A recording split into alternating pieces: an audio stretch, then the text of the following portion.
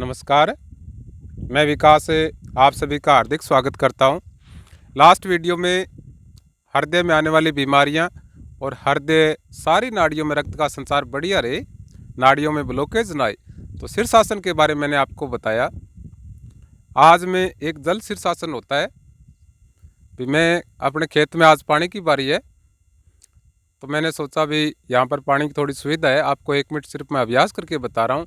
यदि आपको जल शीर्षासन या पानी जो वाटर योगासन होते हैं, भी बड़े बड़े शहरों में बड़े जो योग सेंटर होते हैं निःशुल्क के, जैसे दिव्य योग साधना मंदिर है, कई जगह स्विमिंग पूल होते हैं शहरों में, तो महीने में 2-4 बार यदि जल शीर्षासन और छोटे छोटे योगासन जो वाटर योगासन होते हैं, तो उनसे हृदय फेफड़े भी पानी में तैराकी से योग करने से फेफड़ों का स्वास्थ्य बहुत अच्छा होता है। और इसके अलावा जितनी भी नाड़ियाँ होती हैं, भी जल शीर्षासन के बारे में मैं आपको बता रहा हूँ। लेकिन आप कोई भी अच्छा स्वच्छ पानी हो, भी देखो कई पानी ऐसे होते हैं जिनमें बैक्टीरिया हो या कोई समस्या हो, तो में कोई दिक्कत आ सकती है। तो स्विमिंग पूल में जो पानी होता है वो स्वच्छ रखते हैं। ऐसे ही कोई योग सेंटर होते हैं अलग अलग जगह जो निःशुल्क हैं, बहुत जगह हैं, तो उनमें जो पानी के जल वाटर बने हुए होते हैं, तो वो भी पानी को स्वच्छ रखते हैं। तो इन पानी में आप अभ्यास ना करें, मैं तो सिर्फ आपको आधी मिनट ये अभ्यास करके ही बता रहा हूँ। मेरा पहले से इसका अभ्यास है, लेकिन महीने में 2-4 बार ये जल शीर्षासन करना चाहिए।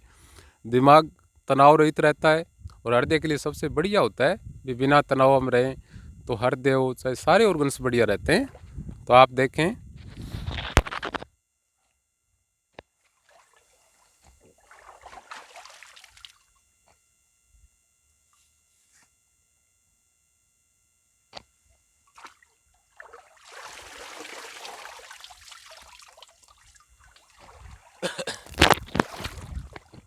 तो ये जल शीर्षासन है, बहुत ही बढ़िया है। ये देखो मेरा तो पहले का अभ्यास है, अभ्यास ही होता है, दिमाग के अंदर डर होता है। और मैं तो ये अपने खेत में ये जो पानी की बारी है 2-3 घंटे, तो मैंने सोचा अभी जल शीर्षासन के बारे में थोड़ा ज्ञान दिया जाए। कहीं भी अलग अलग जगह जो भी योग से संबंधित सेंटर होते हैं, वहाँ पर जल के वाटर बने होते हैं, अच्छा पानी होता है। और देखो खेतों में कई बार ये अपने जो NTR ये जिनानिया माइनर का पानी है, तो यहाँ के खाड़े होते हैं, इनमें भी यदि हम ज़्यादा योग करते हैं तो हो सकता है कोई बुराई से खाड़े में नुकसान हो, टूट जाए। तो सिर्फ मैंने आधी मिनट आपको ये बताया था कि किसानों के लिए बहुत दिनों से ये पानी थोड़ा ठीक आया है इस खाड़े में। तो मैं यही सोचता हूँ कि किसी को नुकसान ना हो, तो स्विमिंग पूल हो या कोई अलग से पानी का जहाँ अच्छा साफ़ सुथरा पानी हो, वहाँ पर 5-7 दिनों से ये जल शीर्षासन का अभ्यास करें। और इससे पहले यदि उम्र ज़्यादा है तो हल्के फुल्के व्यायाम आप पानी में कर सकते हैं, जिनसे फेफड़ों में यदि हम सांस रोके रखते हैं तो फेफड़े एकदम बढ़िया रहते हैं। तो इसीलिए मैंने आपको बातें बताई। और अब भी ये जल है, जल देवता होता है, तो मैं आपको वायु प्रदूषण है, ध्वनि प्रदूषण बताता हूँ।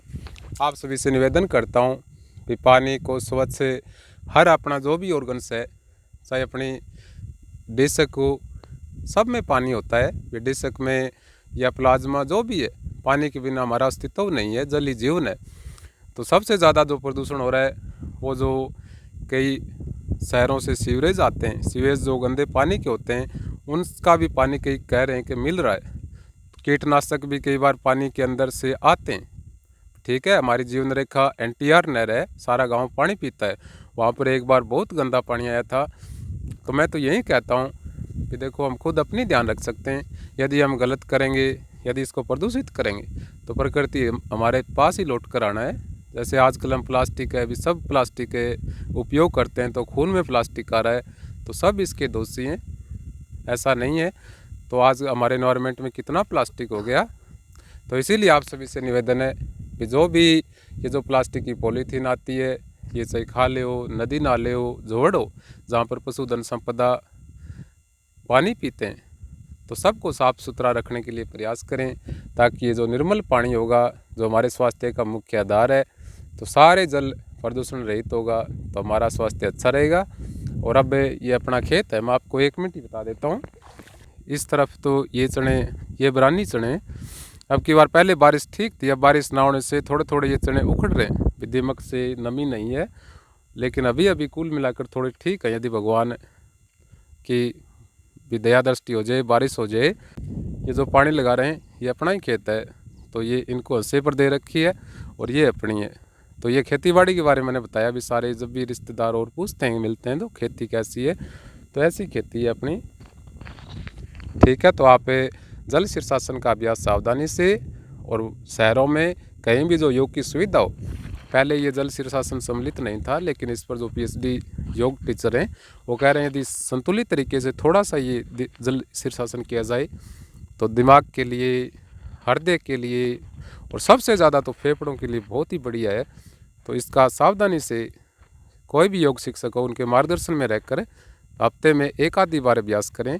ज़्यादा अभ्यास यदि हम स्विमिंग पूल में भी करते हैं तो देखो वहाँ पर कैलोरीन होती है, यह जो ब्रोमीन होती है जो पानी को स्वस्थ रखते हैं। तो यदि ज़्यादा हो कम हो, ज़्यादा तैराकी से हो सकता है कई बार नुकसान भी हो जाए।